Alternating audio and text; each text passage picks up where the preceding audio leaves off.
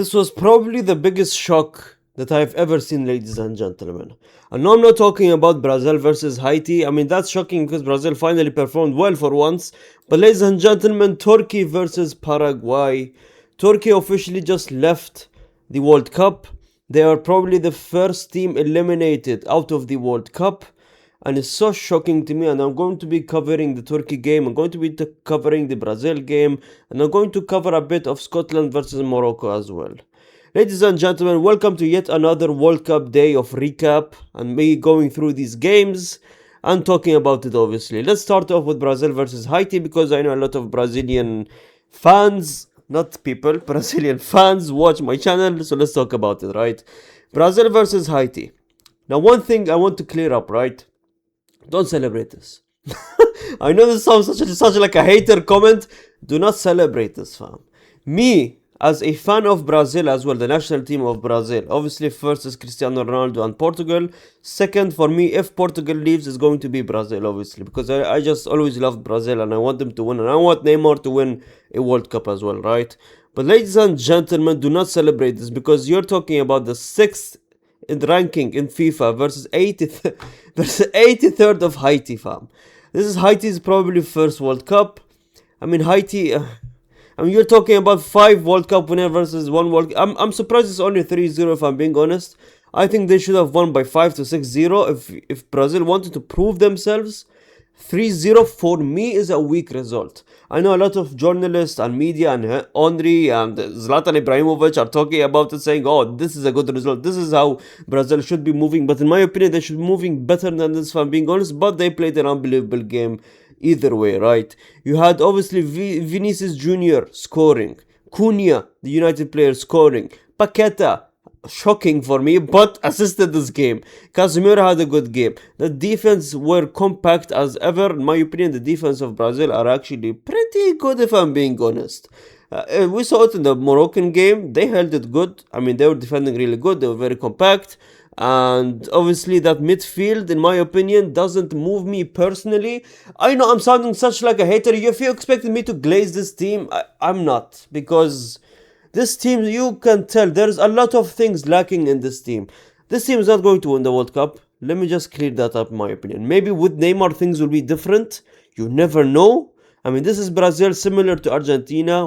If they have a player they can play for or fight for, like a Lionel Messi, they can go and win on the World Cup if they wanted, man. It's all about passion at the end of the day, man. But obviously, at the same time, it's not all about passion. You need to have the right players as well. In my opinion, Paqueta, even though he has an assist, I don't think he is that level of a player to bring the World Cup back to Brazil, if I'm being honest. Bruno Guimaraes, I don't know, man. I've never been familiar with this game, but what I saw in that Moroccan game, obviously Carlo Ancelotti himself came out and said that he was not happy about that game. And you know what? Me, as a neutral as well, we can say I'm a fan of Brazil as well. I was not happy in that game as well. But this game, they played a bit better, obviously. But you need to look at the level of team that they faced. Morocco is literally 7th, one position, one ranking under Brazil, or I believe one ranking above Brazil. I don't know if they made top 5 or not. I think they're 7th right now. And obviously Haiti is 84th. So, I mean, you can't really judge Brazil from this one game because it will be the same scenario as the last World Cup. The last World Cup, how in the first game, how much did they win? In the second game, how much did they win? In that other game, they won by how many goals? I forgot what was the scores, but they won by margins. And obviously Neymar was at best that he ever was in that World Cup, in the last World Cup. And they couldn't get the job done, in my opinion. Against Croatia, obviously, they made it far, obviously. Against Croatia, they got unlucky, obviously. But that is football to you. And I think Brazil, I don't know. I don't think they're going to be making it far, especially when Rafinha is injured as well, man. But ladies and gentlemen, Carlo Ancelotti benched Endrick yet again, which makes me so sad, in my opinion, man. But it is what it is, I guess. He doesn't rate Endrick, I don't know, man. But he came in, he scored an offside goal, unfortunately. The fact that he scored a goal, even though it was offside, just tells you a lot, and I don't know why. Still to this day that he's keeping Goddamn Endrick on the bench, man. But he tested with Cunha, and look at what happens when you test with a different number 9, man. Instead of the other brother, the bald brother that doesn't know how to move his goddamn ball to save his goddamn life, man. Instead of playing that brother, who I don't even know his name is, this brother, obviously Cunha, we know what he can do at Man United is unbelievable. But can he play as a sole number 9? I don't know yet. We will see against the bigger teams. Just like what I'm saying, we need to see in the bigger teams. But Vinicius Jr. as a Real Madrid fan, man, oh my god, I'm so happy for him, man. I'm genuinely so happy for him. And I'm so sad for Rafinha at the same time, man. Rafinha obviously coming here wanting to prove something, but again, he got injured yet again. I know a lot of Barcelona fans watch me. What do you think of Rafinha now, man? Do you think it's time for Rafinha to replace Rafinha?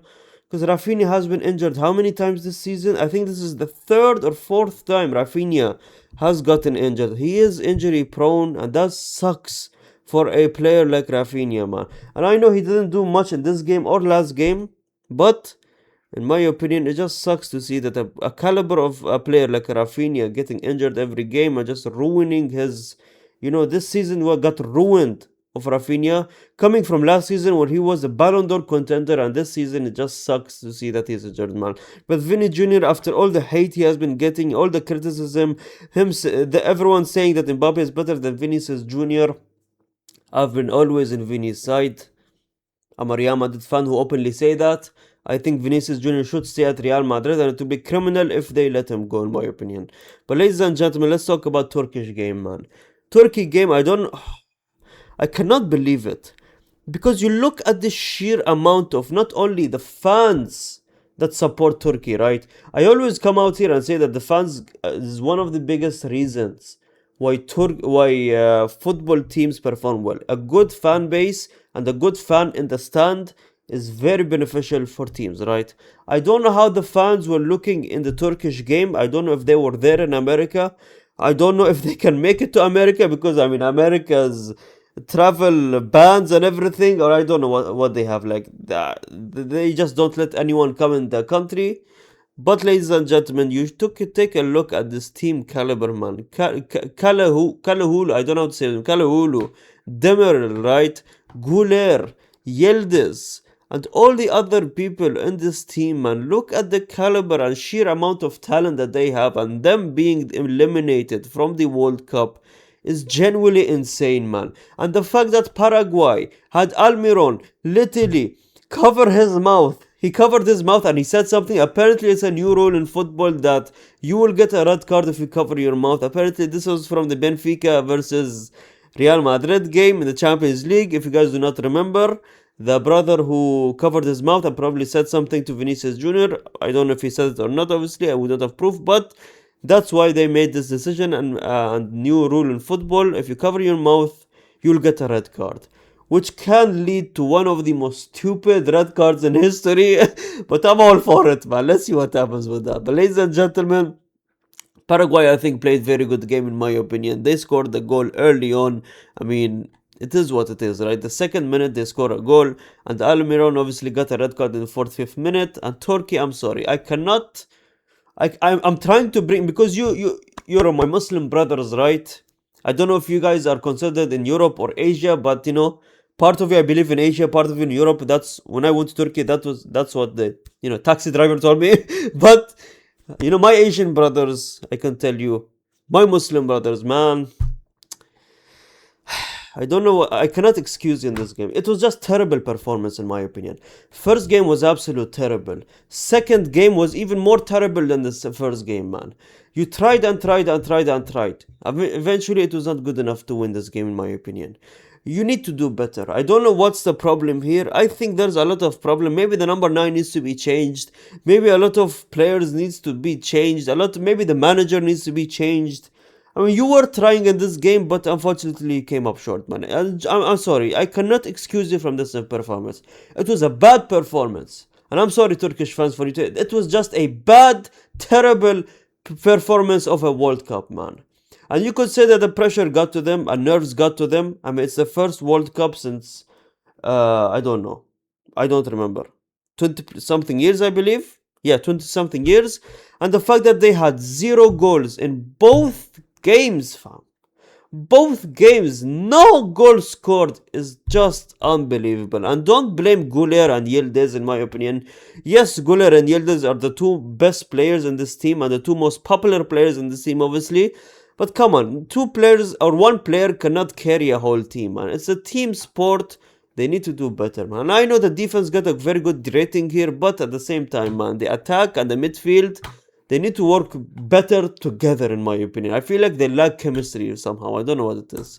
Scotland versus Morocco, ladies and gentlemen. Morocco with yet, and it's literally like the Brazil game. Brahim Diaz assist, Ibrahim Saibari with a goal. And I'm so proud of our brothers of Morocco, obviously. And I think, I mean, just proves to you, man, how good Morocco is, man. Morocco is unbelievable. Just proves the ranking that they have. I believe they are seventh now. Seventh ranking, just one under Brazil, keeping up with the Frances and the England. It's so shocking to me that Morocco are keeping up and are this good. It's all started with the last World Cup and they just kept improving. I'm so proud of them, man. Ibrahim, sorry, the guy who scored the goal, unbelievable. And I want to talk about Brahim Diaz, man. Brahim Diaz is genuinely, honest to God, Brahim Diaz is so good when he plays with Morocco, man. Unbelievable. As soon as he touched his foot at Real Madrid, he forgets to play football. Thank you so much for watching, ladies and gentlemen, this World Cup recap. I know I didn't pull up any pictures or anything like going through the goals one by one, but there's a lot of games to cover. That's why I just kept it like this. So thanks so much for watching. Like the video, subscribe if you're new to the channel, comment down, I see every single comment, and gracias, amigos.